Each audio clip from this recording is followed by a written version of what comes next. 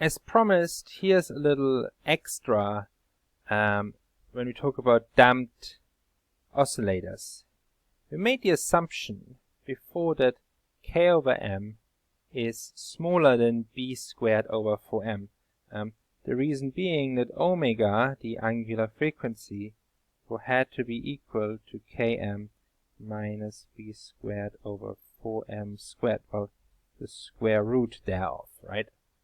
So we assumed that this was bigger than this to make our life easy, to make sure the thing inside here was a positive number. And that's what we call underdamped. The oscillator is underdamped. Now this one here, where they're equal, this one is called critical damping. In this case here, where essentially this one wins, like this thing is bigger than this one, this is called overdamped. Now what happens in those cases? Let's have a look. So if this is equal to this, right, then omega is 0. Let's write this down. So this is the critical damping.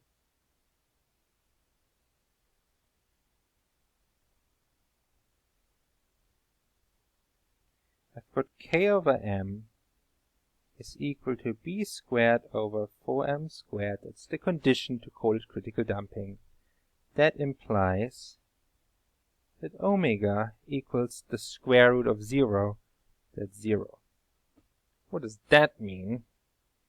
That's kind of funny, isn't it? That means there's essentially no oscillation at all. So we're going to get x of t, right? This was the function, equal to a naught e to the minus b over 2m.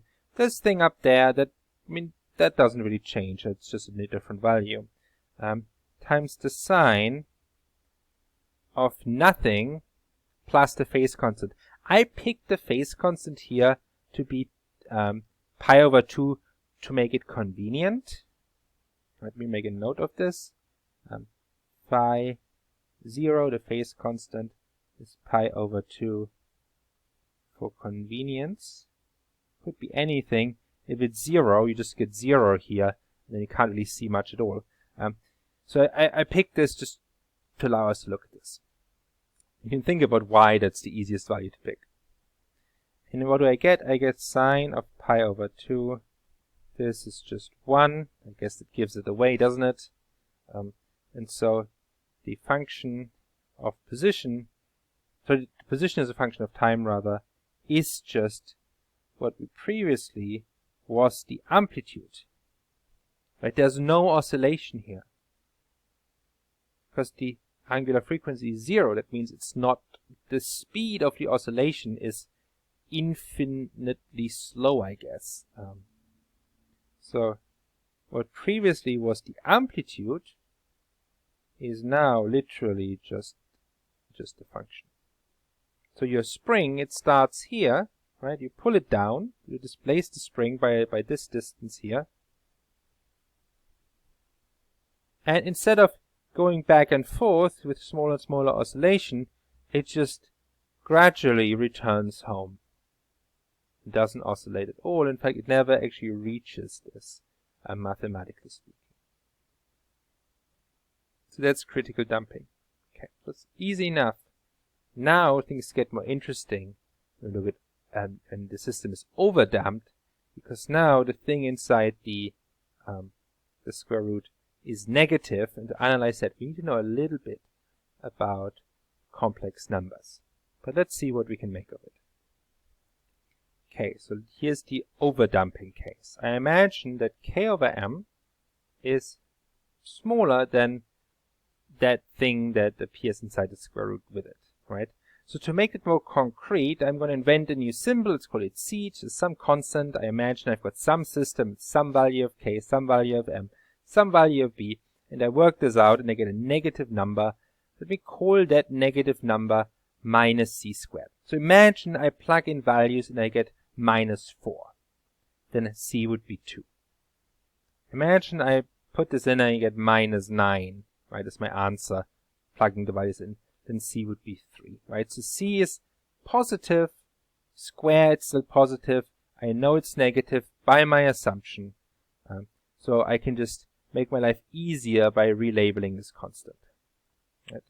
So what it means then that my angular velocity, angular frequency, is the square root of, well, it's this, that's what it was before, that's what the math says it's equal to. The math doesn't care about positive, negative, whatever. The math said, nope, that's it.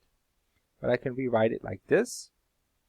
So I can rewrite this as the square root of minus 1 times the square root of c squared. So I can write this as I times c. Right? I is the symbol used for the square root of minus 1, and it opens up those so-called complex numbers. If you've never seen complex numbers, at this point this whole thing might be a bit overwhelming, because there's so much, in a way, so much material hidden in here, and how it works, how you deal with those numbers, that I can't really explain it in a in a few minutes. So if you've never seen those before, use this as a motivation to study complex numbers.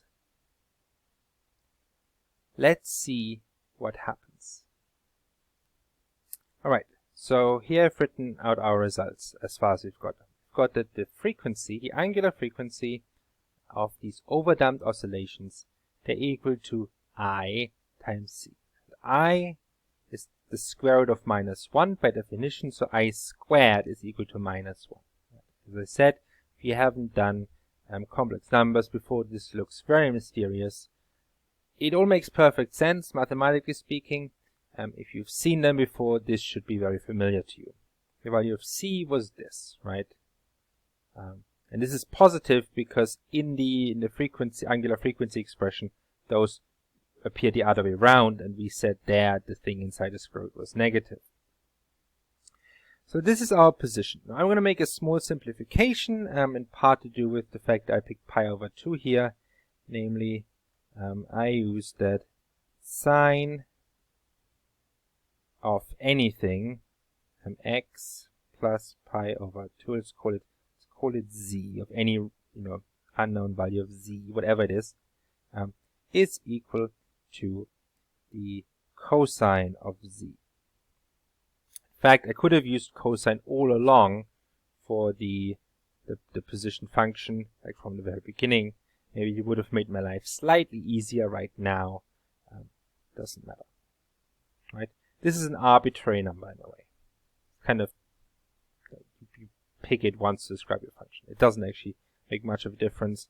We picked it to be pi over 2.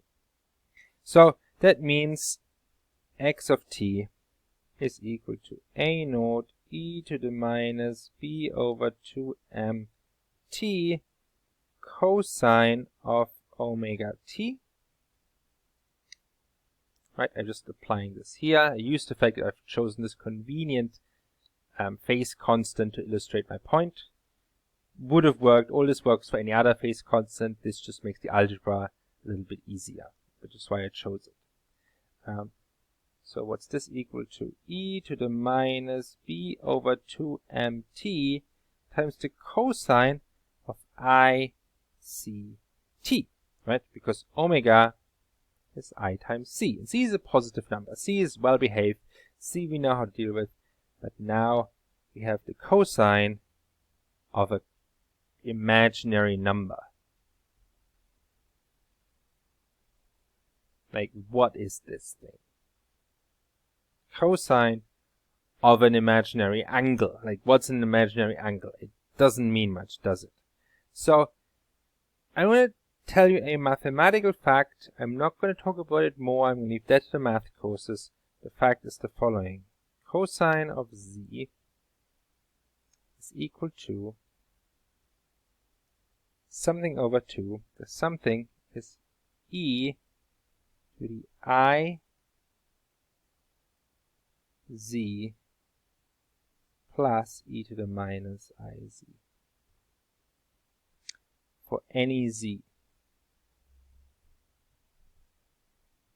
again, to understand this, I mean, I can't give you a lecture or multiple lectures on complex numbers here. Look it up. Right, fact.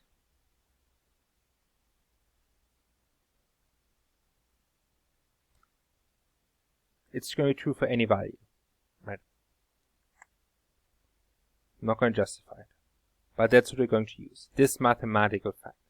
Complex exponential, e to the I something, how's that defined? Again, if you've taken a course that involved complex numbers, you hopefully have seen this sort of thing before.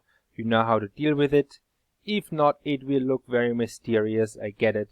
In that case, you know, see if you can take a class on it, because it is a useful tool to have when you're doing physics, especially if you're planning to move on to more advanced classes. Alright, so let's use that. So I'm going to have the cosine of ICT, the thing that I care about, right? That's the thing I want to evaluate. It's going to be equal to something over 2 e to the, now I want to, my z is ICT, so I want to e to the I times ICT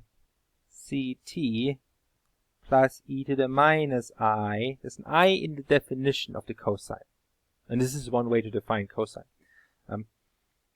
If not in this expression for the cosine, times ICT, right? So I'm plugging the z that I have is ICT. I'm plugging it in, which means I'm getting an I squares at the top. Now I squared is equal to minus 1.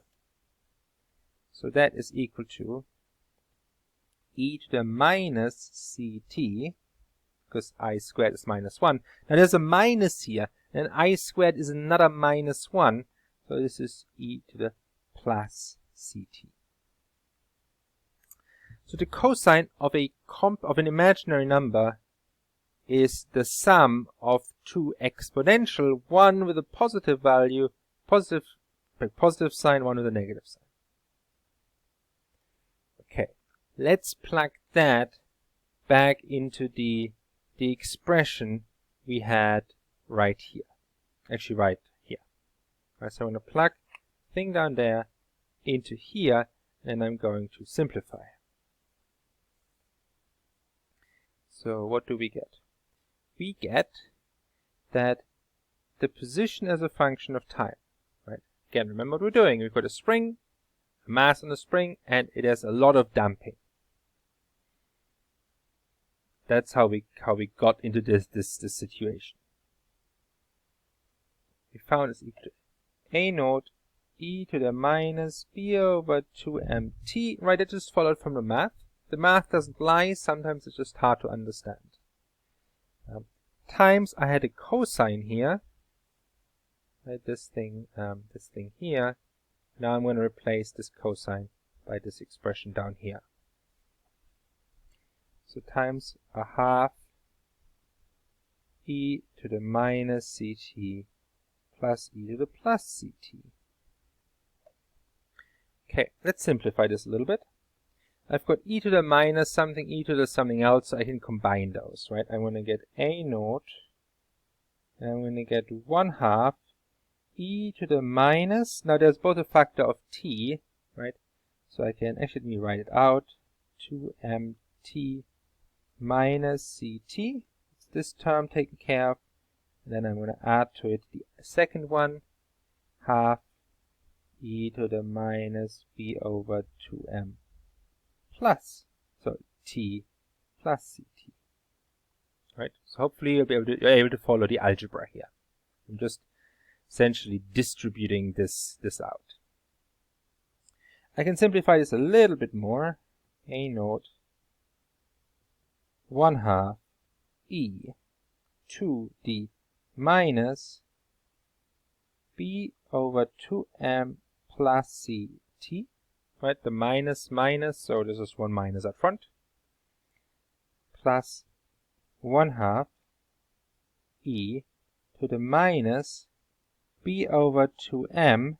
Now this is a plus. If we're going to put it inside a minus, it needs a second minus, minus ct. So notice this is my position function. No oscillation. There's nothing sine, cosine left. The cosine of an imaginary number does not oscillate. Bizarre, I know, bizarre, but that's what it is. Alright, so can I make sense of this in a little bit more detail? Is that possible? So this one here, right, we understand decaying exponentials. This one here essentially is is a decaying exponential that has a that decays faster, a bigger value here, right? So e to the minus b over 2m plus c t is a decaying exponential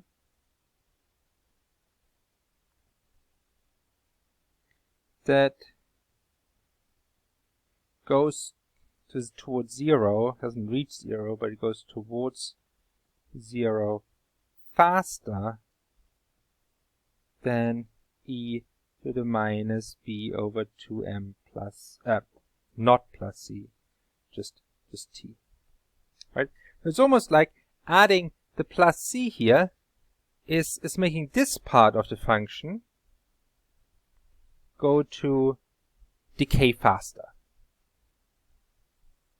The second part here goes the opposite direction. Remember, if the thing that multiplies the t, if that becomes smaller, the function doesn't go down towards 0 as fast. If it becomes bigger, it goes towards 0 faster. So this was the first one. Second one, e to the minus b over m 2m, sorry, minus c t is a decaying exponential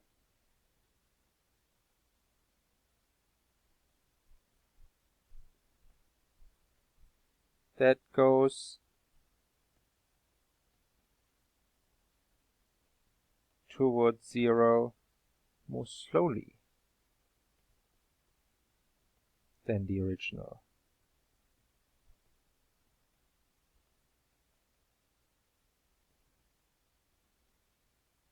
Right, so now the half, of course, is because I now have two functions. And if I take the c's away, I'm just going to have half. It's like I split my original function, e to the minus b over 2m times t, into two equal halves. And I'm modifying them differently. The math is modifying them differently. One of them is allowed to go to 0 faster. One of them is going to go to 0 slower. Now you want to double check, is this actually itself a positive number, or is this minus becoming a plus? Because this whole thing here, what can we say about that? Well, c, right, is smaller than b over 2m. We should write it down here. Note c, what's c equal to? The square root of b squared over 4m squared minus k over m. That is smaller than the square root of b squared over 4m squared, right? Because I take something away. So this is smaller than this. Hopefully that makes sense. But of course, this is just b over 2m. I can work out what that square root is. So that shows me, what's the point of this? It shows me that this is smaller than this. And so it's still a decaying exponential. It's still minus some positive number. This thing here is still a positive number. Let's draw that and we sketch it. So I imagine my original decaying exponential might look like this. Now I'm going to split it into essentially one that's half. So this is I've got this one twice, right? So this is e to the minus b over 2mt. This one here is going to be a half e to the minus b over 2mt. And now I'm going to modify this one into two different types. So I've got it twice. Once here, added up. If there's no c, I just get back the original one. It's literally, I take a function and I take twice half of it. But now I'm going to modify each half differently.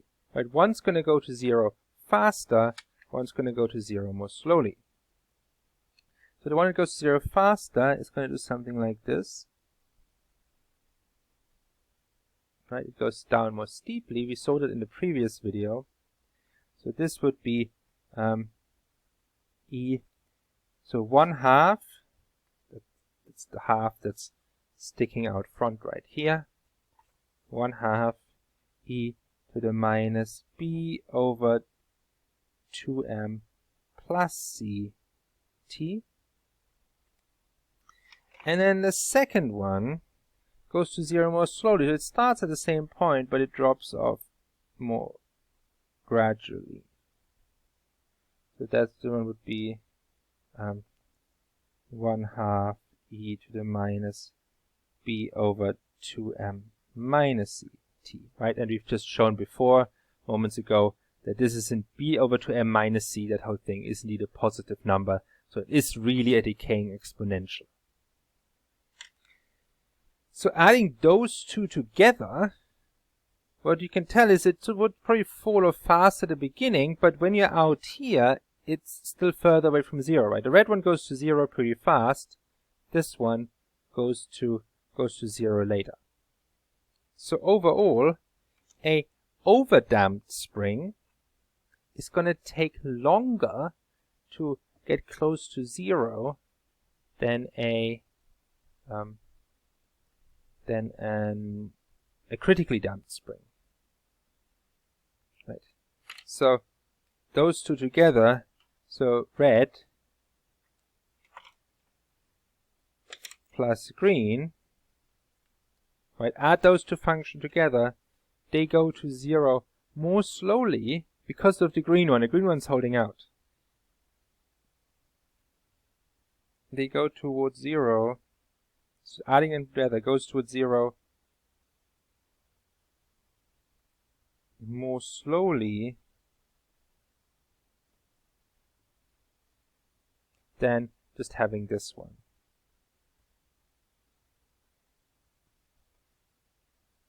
Alright, so red and green here is literally just those functions added up. Because the green one's holding out, let's write it like that.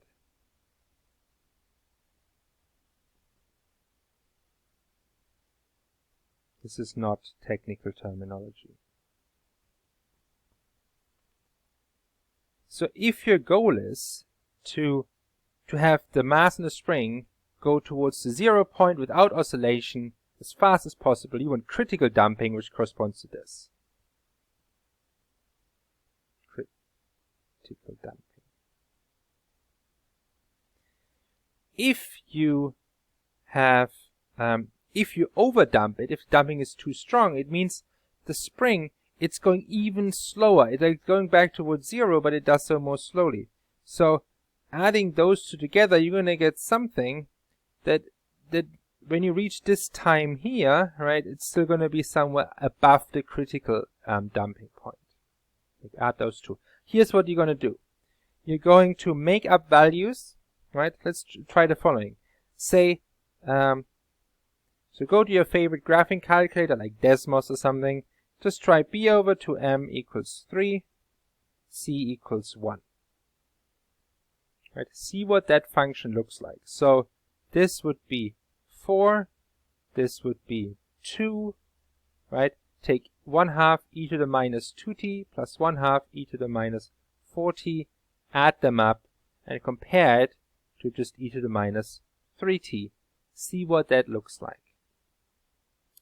I've skipped over a lot of mathematical rigor in all of this, right? And if you study the subject of overdamping, critical damping more carefully, you're going to be analyzing the differential equation a bit more carefully, for example, and making sure you've got all the solutions and so on and so forth. But that is the physics of it, right? And if you haven't seen complex numbers used like that before, well, get used to it if you're planning to take more classes. There's a lot of power in this sort of mathematics. Anyway, none of the stuff in this video is going to be on your exam. It's really just here because you care. Thanks for watching.